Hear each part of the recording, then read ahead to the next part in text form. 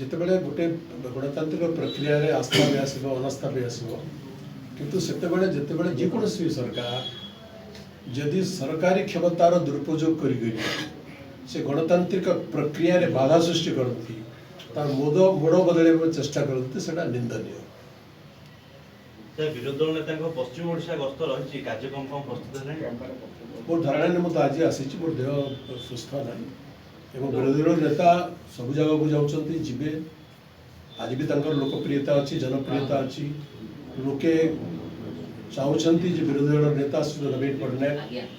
अंचल को जातु लोके आशा कर लोके निमंत्रण कर उत्साह उत्कंठार सहित नवीन बाबूंकर गस्त को लोके ओडिशार सबु जिले में सबु अंचल